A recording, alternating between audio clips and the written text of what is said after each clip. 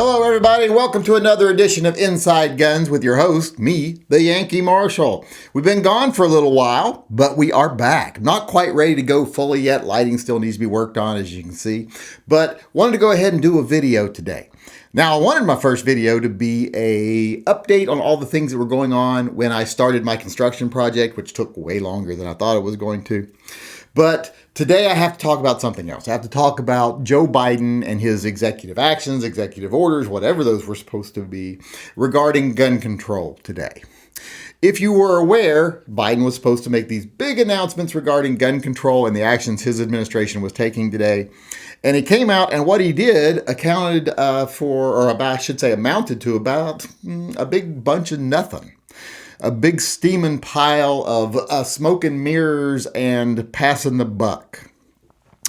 But I want to go over what he said. There is some dangerous things that he talked about. Now, his little opening to his speech where he's talking about no rights are absolute, like you can't yell fire in the theater and all that stuff, that was just full of bullshit and lies. So he wasn't off to a good start. But when it came down to what he actually did, he did next to nothing. I mean, I can't imagine how he could have done less, really.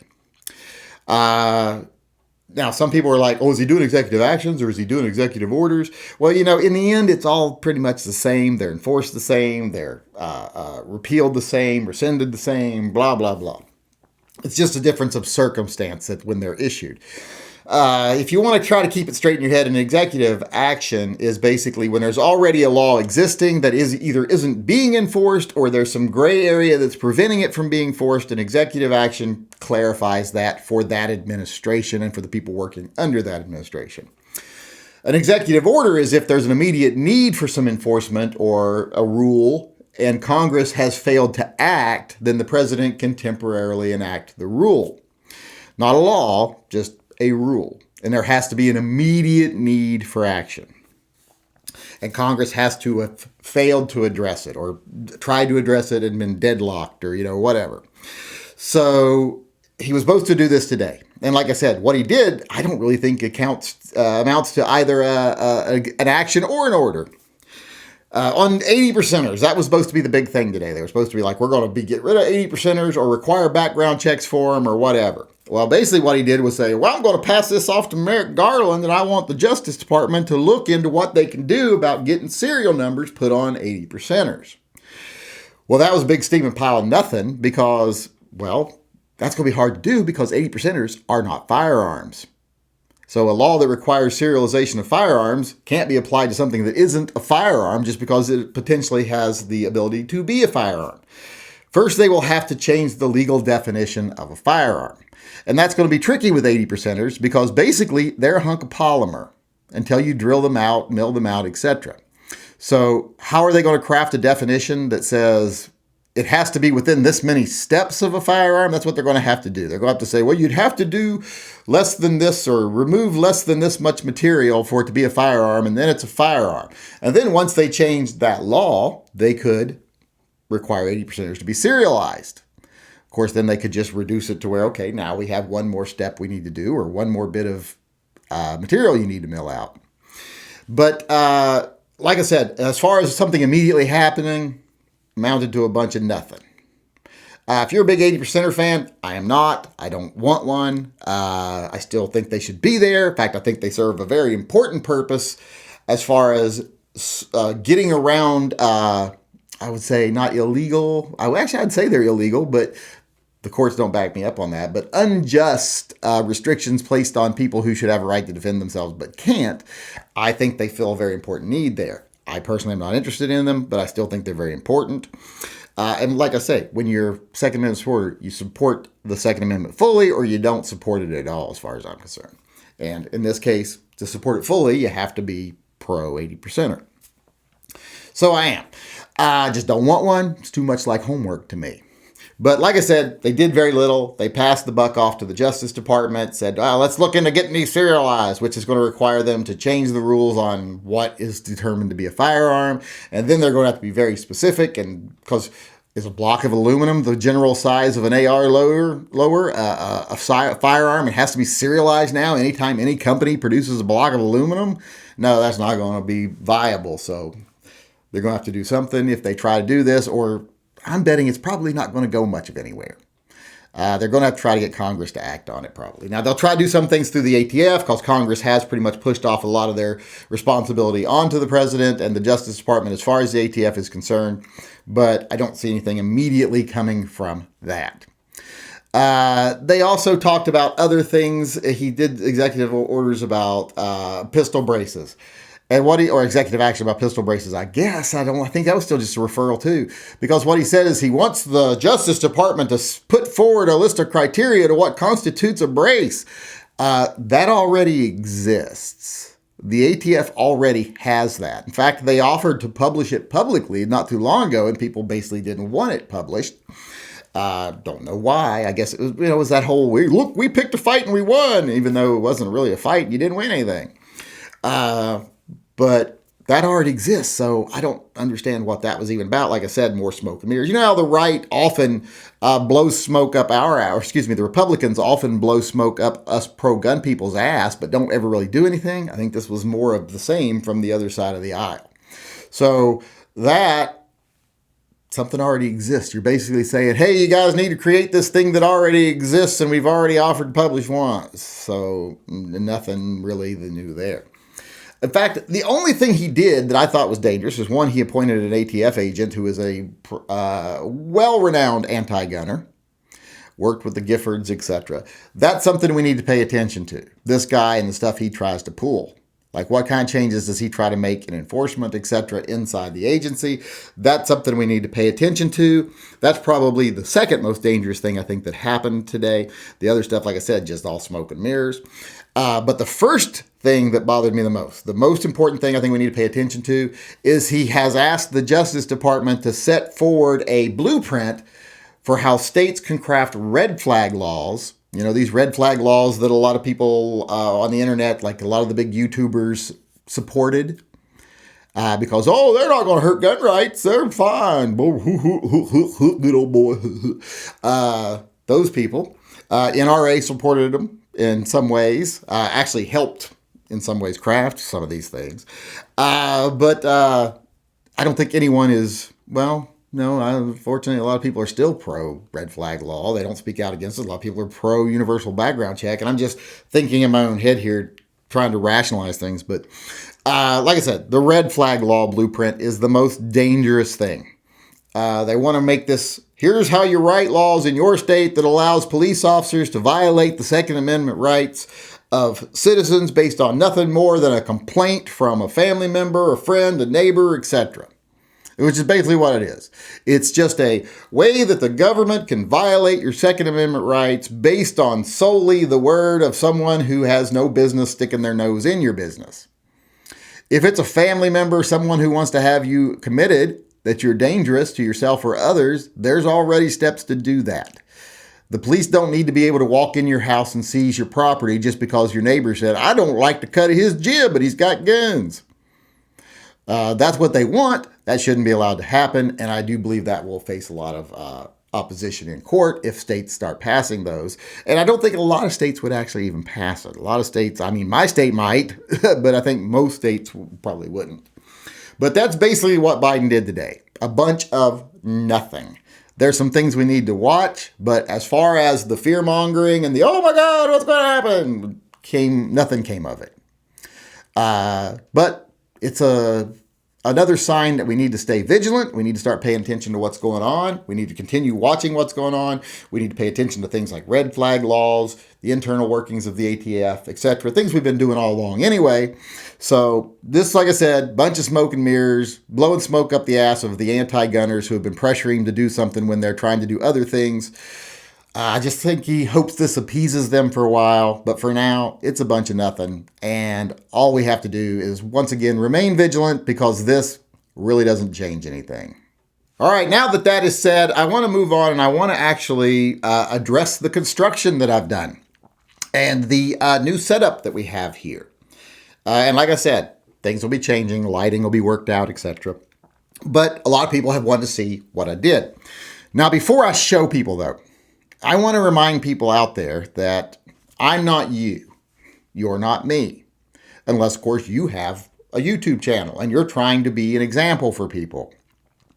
In that case, then maybe you might be me. I hope not, because I don't have enough underwear for me, much less for another me too. But that's the case. So when I show you things, you don't need to do this. Oh my God, you showed us this. That's bad tactics. You're going to get robbed. When I do something, I do it not only just for me, but I often do it as an example for people who watch my channel. See, here's something you can do. Like when I show you, here's what I carry, here's how I carry, here's something I carried for 2 weeks to see if it works.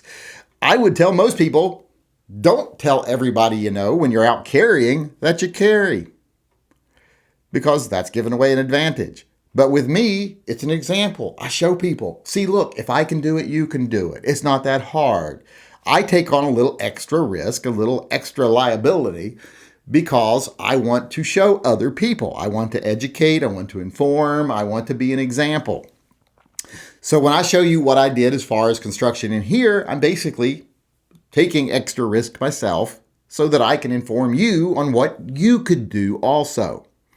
Or maybe inspire you to do something that you didn't think you could do, something like that. So I know I take a tiny bit more risk, but let's keep the risk in perspective, shall we? It's like people that panic when, oh my God, you showed your license plate on your car and a picture on the internet. People can see that. Well, you know who else can see it? Everybody that ever sees me on the highway can see it. It's not a big deal. Just like me showing my setup here to people who watch my channel, who most of whom I assume are not criminals, is not really a big risk. For one, people say, oh, it's out there on the internet. Those people see it. Well, for one, most people who watch videos on the internet aren't looking for places to case for crime, because what's the chances that you live anywhere near the person on the internet? What's the chances that someone watches my channel is a criminal? What's the chances that a criminal watches my channel and lives in my area? Almost zero. Just not very likely. Not a whole lot of extra risk. So I'm willing to take that tiny little bit of extra risk to be an example, to be an educator of sorts. And I take other precautions also. I have motion sensors. I have security cameras. I have alarms. I have dogs. I love when people say, what's your address again? I'm like, hey, email me. I'll give it to you. Come on up anytime. Because you're going to find out things don't work out the way you think they're going to work out.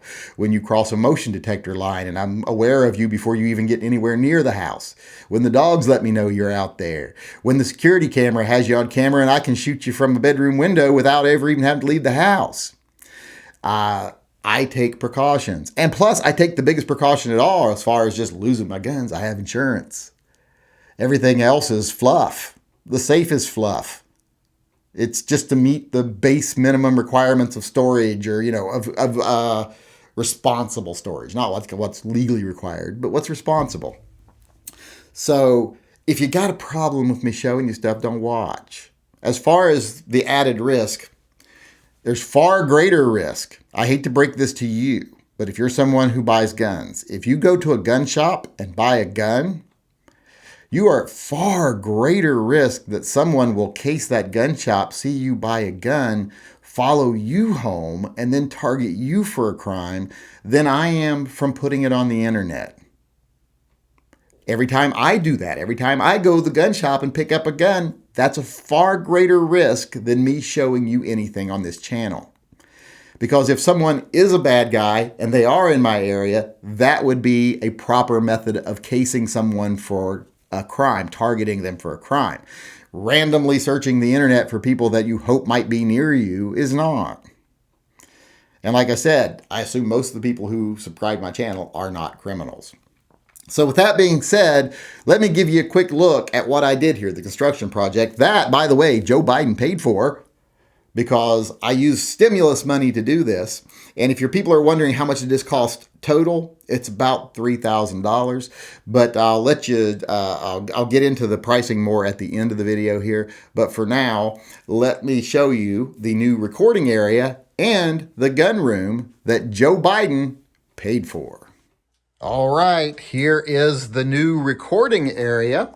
This is where I will be actually doing my videos. This is where my computer desk used to be, right here. So when you were looking at me doing live chats, I was facing that wall right there. In fact, my monitor was right where the camera is. And you looked back that way towards those curtains and then the area that I used to film at back there. Well, now this is all an area for filming. It's basically, I just put up a wall. Added some foam tiles to the wall here. I didn't like the way they look when I just stuck them to the wall, and I didn't want to fill the walls completely with them because I didn't want to be in a big gray box. But I just went ahead and got some 3/4 inch quarter round and put around it. Made a huge difference in how it looks on the wall now that it's trimmed out. I got this safe in here still. This is going to be cadence safe. I still need to clean it off. It's a little dirty, but it's going to be cadence safe now. It gives him something to start filling up, which he's like, cool, now I can fill up a safe. But I'll just sit right here, do my videos. Over here there used to be safes along this wall. Those have been given away now. And this is where I'll be sitting and looking that way into the camera when I do my videos. I need a teleprompter there so that I can glare at the camera like Biden does. Now, a lot of people saw when I was building the false wall that I was putting in a kick plate, and people were like, aren't you just going to trip over that? Why is that there?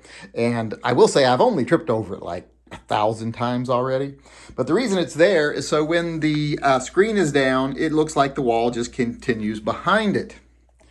If you saw like a doorway there or, an opening there, it wouldn't look very natural, would it? But behind that, because this is, like I said, this is the recording area. Behind that, if you open up this curtain, you can see here, now you can see where the false wall is behind me.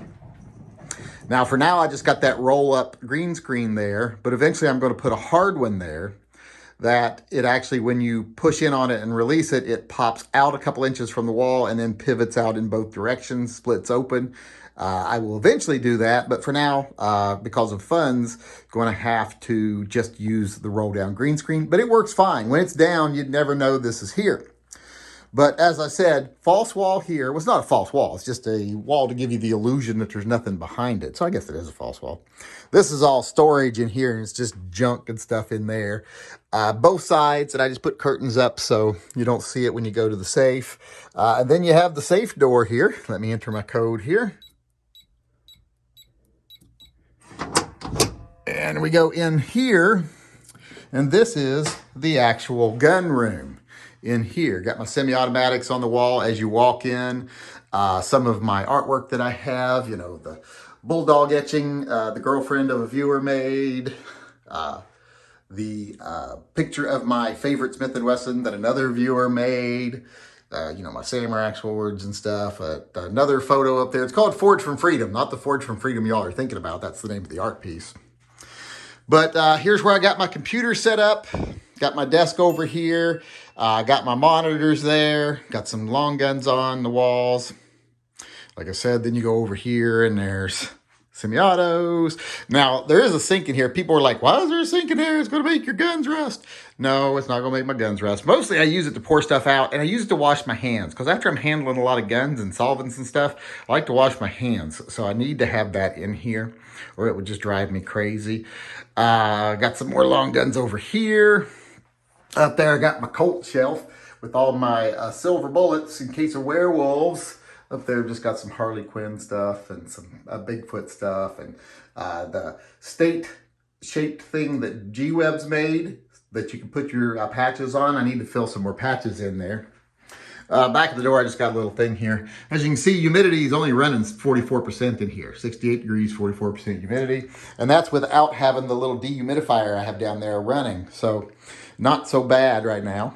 I do have central air in here, one of the split mini systems. So should keep it very climate controlled. But a lot of people thought, well, you got a sink in there, it's going to be really humid. I don't even really run the water much. And when I do, I just wash my hands and then wipe the sink out. So not a big deal. As long as you control the humidity in the air, your guns will be fine. You want it between like 30 and 50%. I'd like to get this under 40. And if I actually have this running more, it does get it down to like 39. And it probably would get it down a little more if I ran the dehumidifier. But 44 is awesome for a gun safe. It really, you don't want to go much below like 30. Because when you get down to 30, your stocks start to get chalky and they start to crack, they get dry. And you get above 50 and you start to have a problem with a little bit of moisture on your guns. But there's all my ammo over there, by the way. Not all my ammo, but most of my ammo. And some more guns I got to put on the wall. If there's one missing, where did I put that at? Oh, it's in the house. Never mind.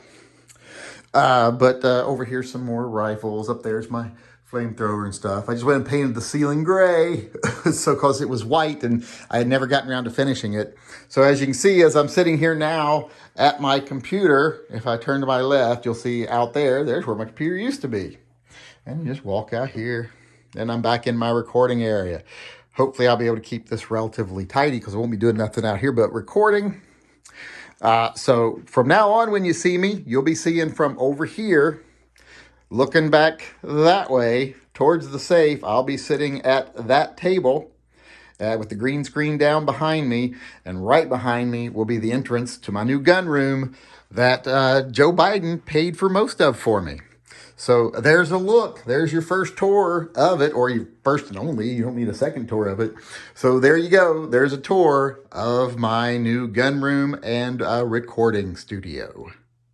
All right, there you have my new setup. I think it's a lot more efficient than the old setup. It's a lot better than the old setup. I love being able to sit there and do my live chats from inside the gun safe and have my guns there. So if someone asks a question about one, I can actually just turn around and look and see. So really like it. And like I said, it was about $3,000, but most of that price is the vault door. That vault door was $1,400. You could get the same amount of security from a good security door that has multiple locking positions. So you wouldn't even have to spend that much. You could probably do it for a little over $2,000 if you built the same size room I did, used the same materials. You could probably even do it cheaper if you wanted to change a few things. I did quite a few extra things to the wall. The wall has rebar threaded through the studs every 8 inches up the entire wall. The studs are set 6 inches on center for extra strength. It has plywood under the drywall. It has concrete board over plywood on this side. It's got cattle fencing under the drywall on the inside, which caused me a problem because the cattle fencing wire is 1/8 inch thick. So I figured 1/8 inch to get it the right size for the door, for the framing and the casing. I forgot that they overlap and they're arc welded in places. You know, they're little spot welds. So where 1/8 inch is over 1/8 inch and they're spot welded together, it's a little less than what it would be combined because they melt together a little bit, but it's still thicker than 1/8 inch. So my wall ended up thicker than my jamb that I had built, but got that taken care of. But like I said, I put my stimulus money to use because no guns out there right now that I can really find that I want because the market is so crazy right now. So I might as well put it to use and do something I wanted to do for a long time. That was build the gun room. The recording area is just a byproduct of building the gun room. But if that's something you'd like to do, remember, you don't have to build an impenetrable fortress. You just have to build a reasonably secure enclosure. And then make sure you have other things like cameras, security alarms, motion detectors, and most of all, insurance.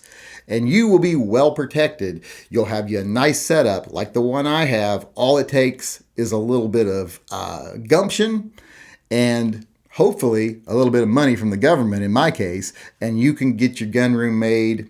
In my case, about 2 weeks. Someone who's competent, I'm sure it'll be half the time.